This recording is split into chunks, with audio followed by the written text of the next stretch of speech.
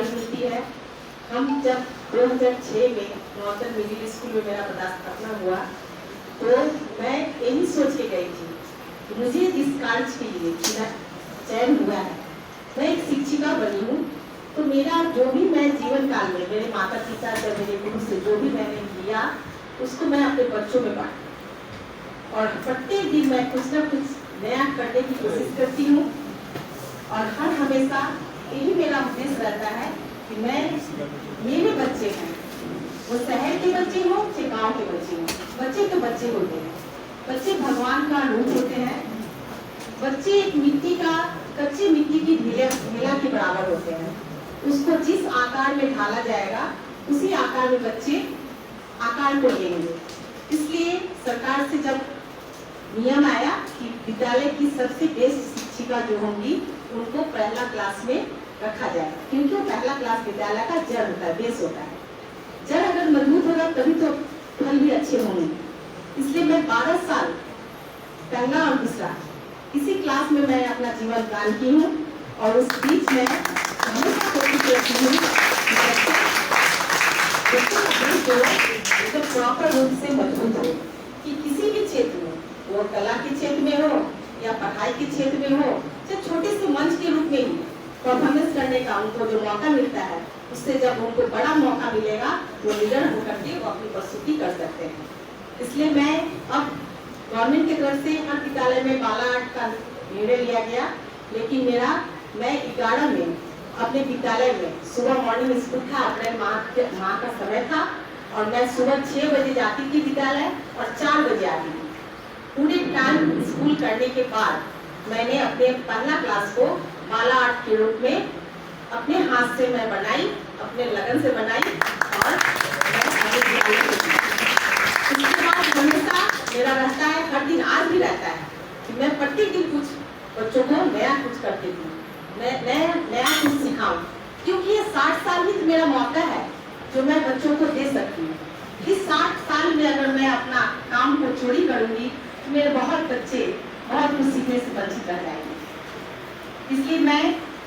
एक विवेकानंद जी का एक कोटेशन है, वो जागो और अपने लक्ष्य की प्राप्ति करो। तो मैंने अपने विद्यालय के ऑफिस के दीवार पे एक विवेकानंद जी का चित्र भी बनाई हूँ, जो मैं यहाँ दिखा सकती हूँ आप लोगों को मोबाइल के माध्यम से, और उसको अंकित की हूँ और फिर उस कोटेशन को भी लिखी हूँ कि उठो जागो और लक्ष्य की प्राप्ति करो। बच्चे प्रत्येक दिन पढ़ते हैं और मैं भी पढ़ती हूँ, मुझे उससे बहुत कुछ सीखने को मिलता है कि सही बात है, मुझे भी सोना नहीं है, मुझे अभी जाग के रहना है और मैं जिस लक्ष्य के लिए आई हूँ उस लक्ष्य को मैं पूरा करूँगी। और उसके बाद फिर इसी क्रम में मैंने ठंड के मौसम में बड़े जूनियर क्लास का बंद हो जाता है, स्कूल आते हैं, टीचर्स को दब करके चाहे कोई अपना दूसरा काम करके समय बिताते हैं, लेकिन मैं भी टीचर हूँ, लेकिन मेरे में अंदर आया कि नहीं मैं कुछ बच्चों को दूँ। तो मैंने मूर्ति कला सिखाई जो सरस्वती पूजा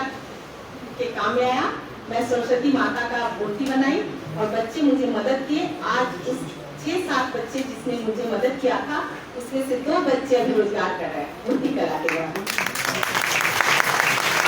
इसके बाद मुझे 2011 में 2 पुरस्कार मिला राज्य स्तरीय,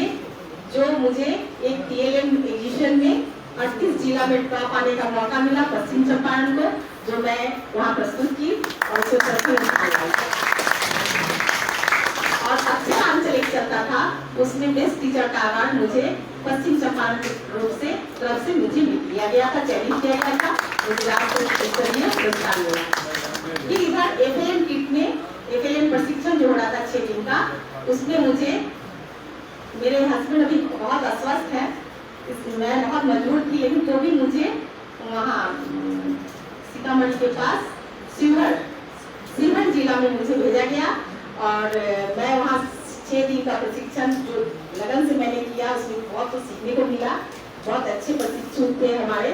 लेकिन मैं उसमें टाइम पास में 6 बजे के बाद जो हमारा क्लास जो समाप्त होता था उसके बाद मैं वहाँ एक डॉक्टर भीमराव अम्बेडकर का चित्र अंकित किया दीवार पे। मेरे वहाँ प्रधान अध्यापक जो है प्रिंसिपल सर, उन्होंने मुझे वहाँ प्रशस्ति पत्र दी और मुझे वहाँ बहुत सम्मान मिला। बहुत टीचर जो मेरे टीम के टीचर थे पश्चिम चंपारण से जो भी आए थे, वो लोग 13 नंबर बैच है और उस बैच में मुझे लग रहा था कि मैं सही में सेलिब्रिटी हूँ और उस दिन मुझे बहुत खुशी हो रही थी। इसलिए मैं चाहती हूँ कि 60 साल के वक्त में मैं जितना दे सकूं बच्चों को, बच्चे या टीचर से आसपास जो भी हैं, उनको मेरे अंदर जो गुण है, मेरे अंदर जो कला है, जब मेरे अंदर जो ज्ञान है, मुझे और भी बहुत कुछ सीखना है और मैं अपने आप बच्चों को बांटूं, दूं और अपने समाज को मैसेज भेजूं कि मुझे जब तक मेरा लाइफ है तब तक मुझे जीना है। इसी के साथ मैं अपनी वाणी को समाप्त करती हूँ। धन्यवाद।